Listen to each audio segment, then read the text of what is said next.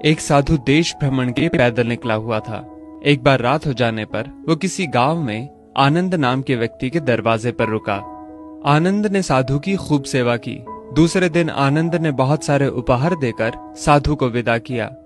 साधु ने आनंद के लिए प्रार्थना की, भगवान करे तू दिनों दिन बढ़ता ही रहे। साधु की बात सुनकर आनंद हंस पड़ा और बोला, अरे महात्मा जी, जो है ये भी नहीं रहने वाला। साधु आनंद की ओर देखता रह गया और वहां से चला गया। 2 वर्ष बाद साधु फिर आनंद के घर आया और देखा कि सारा वैभव समाप्त हो गया है। पता चला कि आनंद अब बगल के गांव में एक जमींदार के यहाँ नौकरी करता है। साधु आनंद से मिलने गया। आनंद ने अभाव में भी साधु का स्वागत किया।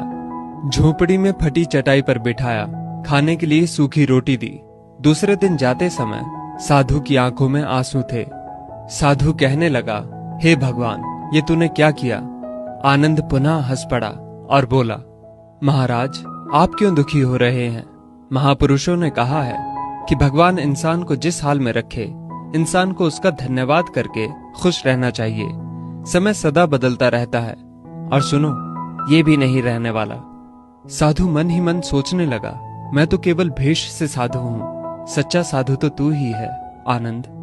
कुछ वर्ष बाद साधु फिर यात्रा पर निकला और आनंद से मिला तो देखकर हैरान रह गया कि आनंद अब तो जमींदारों का जमींदार बन गया है। मालूम हुआ कि जिस जमींदार के यहाँ आनंद नौकरी करता था वो संतान विहीन था।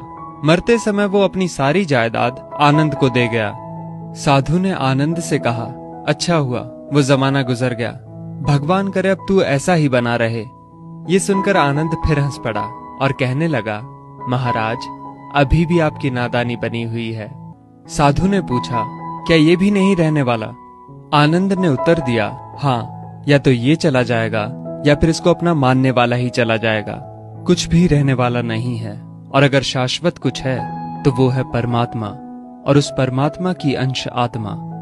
आनंद की बात को साधु ने गौर से सुना और चला गया। साधु कई साल बाद फिर लौटता है तो देखता है कि आनंद का महल तो है, किंतु कबूतर उसमें गुटरगू कर रहे हैं और आनंद का देहांत हो गया है।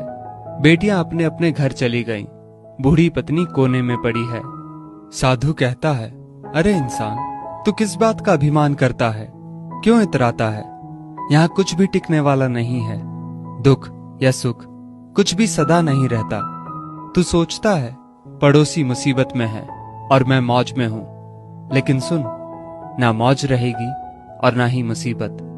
सच्चे इंसान वे हैं जो हर हाल में खुश रहते हैं। मिल गया माल तो उस माल में खुश रहते हैं, और हो गए बेहाल तो उस हाल में खुश रहते हैं। साधु कहने लगा, धन्य है आनंद तेरा सत्संग, और धन्य है तुम्हारे सतगुरु।